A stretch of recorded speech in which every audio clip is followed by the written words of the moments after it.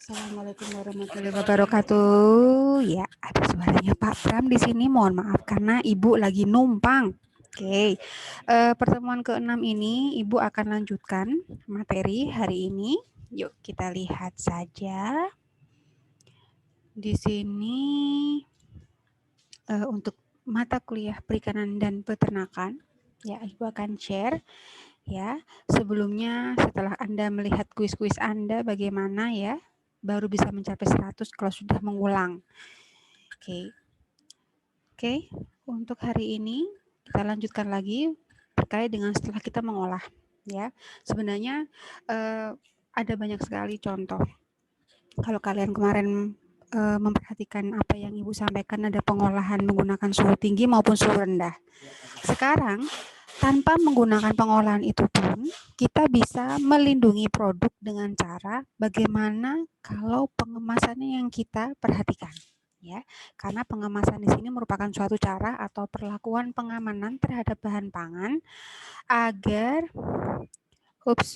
bahan pangan baik yang belum maupun yang telah mengalami pengolahan dapat sampai ke tangan konsumen. Di sini ya, di sini menjadi catatan adalah yang belum maupun yang telah mengalami pengolahan. Jadi dalam bentuk segar pun itu masih bisa diperpanjang masa simpannya dengan cara apa? Dengan cara memilih kemasan yang tepat. Pada dasarnya, setiap kemasan ini saya mengulang dari mata kuliah teknologi pengemasan ya. Di sini intinya adalah setiap kemasan apapun yang Anda pilih itu pasti akan berinteraksi. Dengan apa?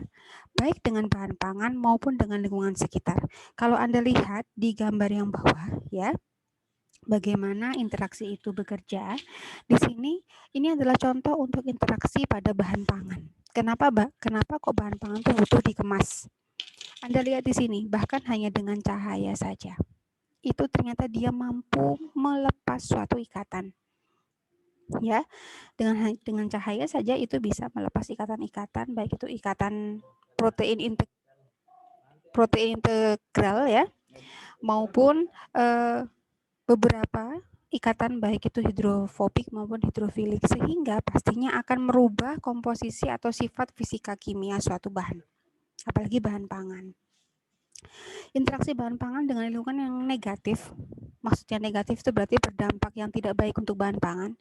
Contohnya di sini adalah interaksi massa, di mana ada pertama kontaminasi mikroba, kemudian kontaminasi serangga, penambahan air atau menguapnya air, serta adanya benturan atau gesekan. Yang kedua, interaksi cahaya. Di sini adanya oksidasi terhadap lemak, protein, vitamin, dan masih banyak bahan-bahan lain. Serta di sini ada interaksi panas, yaitu terjadinya penggosongan di bagian sisi tertentu atau menjadi adanya perubahan warna pada bahan pangan. Serta terjadinya rusaknya nutrisi atau case hardening. Case hardening itu adalah suatu bahan pangan yang dia mengeras di satu sisi, sementara di sisi lainnya dia lunak. Nah, mungkin kalian pernah menemukan itu. Oleh karenanya kita butuh pengemasan yang fungsinya di sini pertama, mengatur interaksi antara bahan pangan dengan lingkungan sekitar, sehingga menguntungkan bagi bahan pangan dan menguntungkan bagi manusia yang mengkonsumsi bahan pangan. Tujuan pengemasan di sini pastinya Anda bisa baca di situ sama, yaitu membuat umur simpan lebih lama, menyelamatkan produksi, mencegah rusaknya nutrisi, menjaga dan menjamin tingkat kesehatan bahan pangan, memudahkan distribusi, ya, mendukung perkembangan makanan siap saji, karena memang siap saji berarti pasti langsung mudah dikonsumsi, serta yang terpenting di sini adalah menambah estetika, ya, apalagi untuk yang sekarang ini adanya istilahnya strategi kemasan atau strategi komunikasi branding, di mana kita bisa mengolah suatu kemasan sehingga di sana ada penambahan branding, ada ciri khas tertentu dari suatu perusahaan sehingga produk yang dia miliki itu memiliki kekhasan sendiri, utamanya di kemasan, sehingga bisa mengatakan atau bisa menambah nilai jual tertentu. Misalkan Pak Andi misalkan punya produk yang kemasan tertentu misalkan. Nah, kemasan tertentu ini ternyata khas. Nah, itu bisa memiliki nilai tersendiri, ada trademark sendiri. Nah, Pengemasan yang bagaimana yang bisa menyelamatkan bahan pangan? Pertama, bahan pengemasnya harus memenuhi persyaratan tertentu. Harus, kalau misalkan bahan pangannya memang tidak mau atau tidak boleh terkena sinar matahari langsung, berarti warnanya tidak boleh transparan. 2, metode atau teknik pengemasan bahan pangan harus tepat. Ya, kalau memang dia memang harus dikemas vakum, ya vakum. Tidak, ya nggak usah. 3, pola distribusi dan penyimpanan produk hasil pengemasan harus baik. Persyaratan bahan pengemas sekarang, mungkin masih ingat dengan apa yang disampaikan sebelumnya untuk mata kuliah teknologi pengemasan, yaitu yang pertama memiliki permeabilitas atau kemampuan melewatkan, atau di sini dalam arti dia itu masih ada bahan-bahan tertentu yang masih bisa lewat. Jadi dia termasuk kemasan pintar ya, hanya yang bahan-bahan tertentu saja yang boleh lewat, ada bahan lain yang tidak boleh lewat. Ya, ada udara yang sesuai dengan jenis bahan pangan yang akan dikemas. Harus bersifat tidak beracun atau inert atau tidak bereaksi, harus kedap air, tahan panas, mudah dikerjakan secara maksimal, dan harganya, masinal. Ya, bukan maksimal, mesinal, artinya menggunakan mesin bisa, dan harganya relatif murah.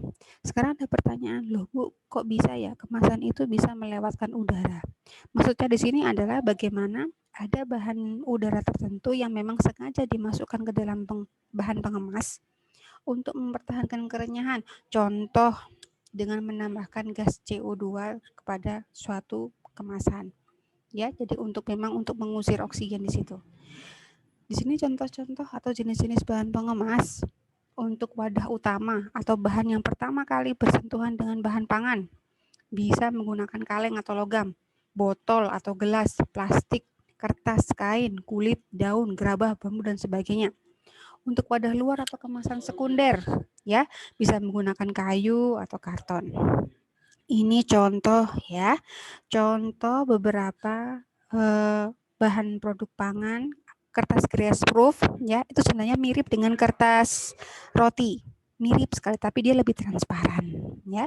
Kemudian ada gelasin ya, gelasin itu yang kalian ada di bawahnya cake ini, bukan pitanya ya nak ya, tapi yang di bawahnya cake.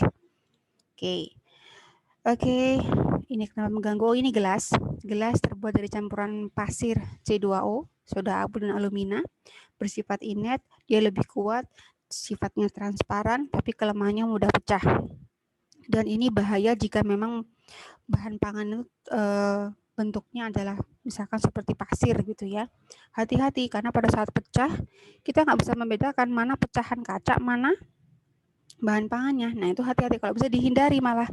Makanya kenapa untuk mengemas seperti gula pasir atau garam, alangkah lebih baiknya jangan disimpan di gelas yang bening. Suatu saat ada kecelakaan, nah kita perhitungkan K3-nya. Jangan sampai nanti pecahan-pecahan tersebut ikut. Jangan sampai ya ikut kemasak, ikut kemakan. Kemudian lanjut lagi bahan metal atau logam. Di sini ya, bahan yang sering dipakai adalah kaleng, tin plate, dan aluminium. Tin plate adalah wadah terbuat dari baja yang dilapisi timah putih yang tipis. Bagian dalamnya juga dilapisi dengan lapisan emal. Lapisan emal tersusun atas senyawa oleoresin, fenolik, vinil, dan lilin. Saja. Oke, lanjut. Fungsi emal ya di sini, lapisan ini bukan untuk surat menyurat ya nak ya, adalah untuk mencegah korosi dan mencegah kontak antara metal dengan bahan pangan. Misal, emal fenolik digunakan untuk melapisi kaleng pengemas, bahan ikan dan daging, karena memang ikan dan daging kan mengandung asam ya, dan menghasilkan enzim. Ya, jadi khawatirnya nanti kalau misalkan tidak dilapisi dengan emal fenolik, justru dia akan mudah sekali mengalami korosi. Pengemas aluminium, ini keuntungannya sebagai bahan pengemas memiliki berat yang lebih ringan dibandingkan baja.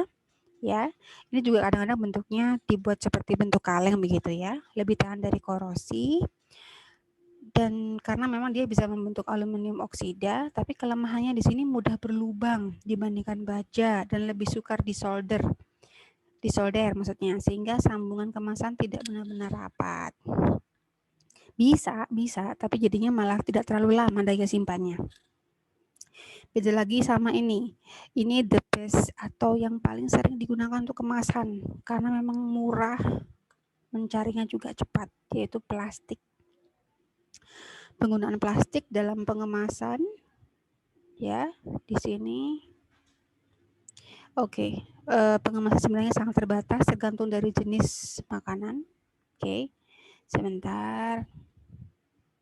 Ya, kelemahan plastik di sini tidak tahan panas, Nak. Nah, ini hati-hati, ya.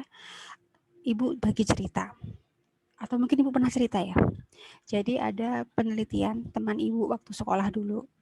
Jadi ada penelitian terkait banyaknya transgender di suatu wilayah. Setelah dicek, ya, diambil DNA-nya masing-masing transgender tersebut. Ternyata ada beberapa protein yang berasal dari hasil plastik yang meleleh itu masuk ke dalam gen-gen mereka. Dan kebetulan memang sama, mengkode sesuatu yang ternyata hubungannya dengan seksualitas. Dapat dikatakan bahwa ternyata ada kemungkinan dengan terlalu seringnya mengkonsumsi sesuatu yang panas dan dikemas dalam plastik, ternyata mempengaruhi susunan gen, sehingga mengarahnya adalah ke situ, seksualitas, ya. Kemudian tidak hermetis, plastik bisa ditembus udara melalui pori-pori plastik. Kalau hermetis itu berarti dia seperti tutup kaleng gitu ya, dia rapat. Jenis plastik yang digunakan, nah ini ada macam-macam. Ada polietilen, selofan, gitu ya.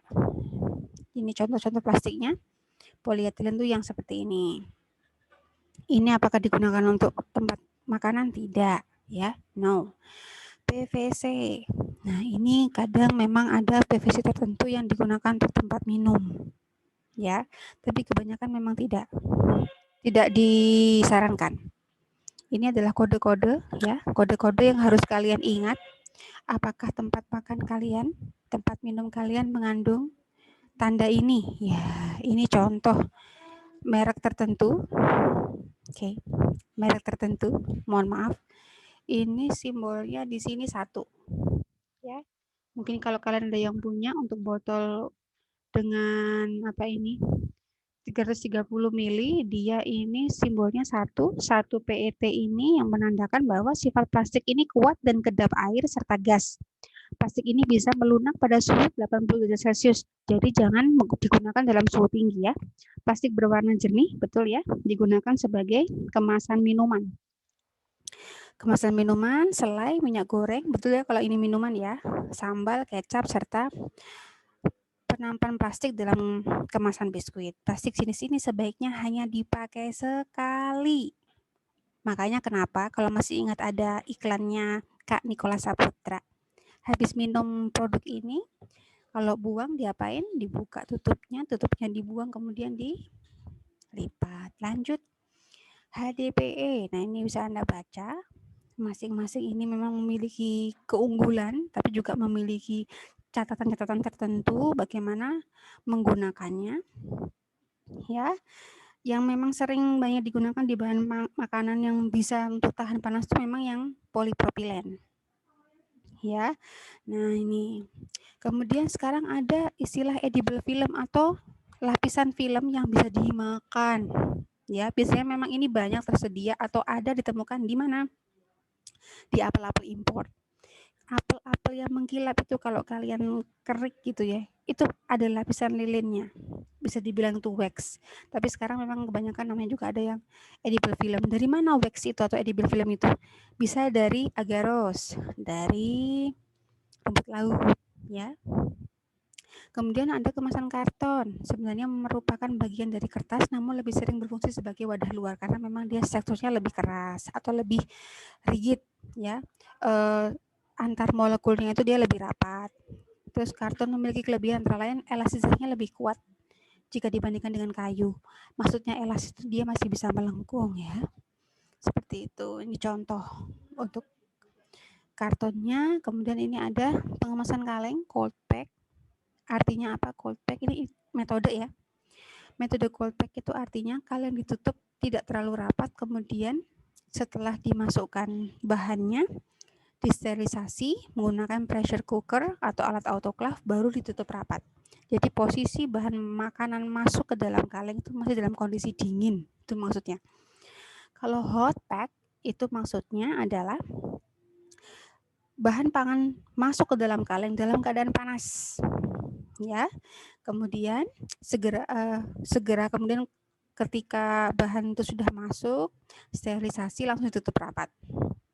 Open kettle. Nah, ini ada metode lagi. Bahan pangan dimasak dahulu, kemudian dalam keadaan panas langsung dimasukkan dalam botol, langsung ditutup. Bedanya hot pack sama open kettle di sini. Kalau hot pack ya, bahan pangan yang sudah dimasak dalam keadaan panas dimasukkan dalam kaleng, gelas yang steril, kemudian ditutup rapat. Baru disterilkan ulang.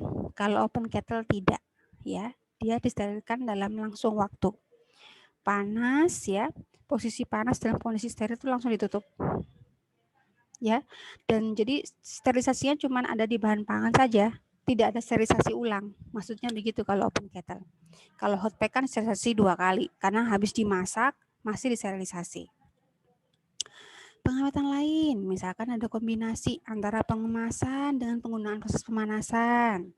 Ada juga pemanasan dengan menggunakan prevakum. Ini yang dilakukan penelitiannya oleh kakak-kakak tingkat atau teman kalian yang sekarang sedang melakukan penelitian ini. Jadi mengemas daging, dikemas vakum, kira-kira dia bisa awet berapa lama.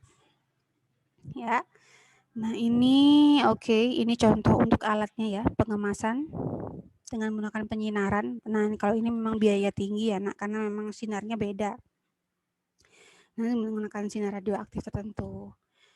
Pengemasan daging. Nah, ini beberapa permasalahan. Daging bisa mengalami kontaminasi mikroba. Solusinya bisa dikemas dengan menggunakan plastik selopan yang dikombinasi dengan plastik polivinil. Ada lagi pengemasan produk susu ya. Permasalahannya terjadi proses oksidasi pada susu, maka solusinya adalah menggunakan botol kaca. Tapi juga tadi disarankan karena memang misalkan susu, kalau susunya cair oke, kalau susunya bubuk lebih baik jangan ya. Lebih baik dikemas dengan aluminium foil. Ini contoh betapa bedanya kalau kalian menggunakan jenis kemasan yang berbeda. Bahannya maksudnya ya, menggunakan walaupun bentuknya sama-sama botol, tapi kalau bahannya ada yang PVC, PET dan gelas, lihat di situ umur simpannya. Untuk menyimpan stroberi itu beda. Mungkin nanti kalian ada yang penelitiannya tentang ini, mungkin mau uji coba. Gampang loh, hanya menyimpan salah satu bahan tertentu, kemudian kalian lihat daya awetnya sampai berapa lama. Ya, demikian. Jadi demikian informasi hari ini yang bisa Ibu sampaikan. Selebihnya nanti kalau ada diskusi, kita lanjutkan diskusinya di Google Classroom. Terima kasih. Mohon maaf jika Ibu ada kesalahan. Wassalamualaikum warahmatullahi wabarakatuh.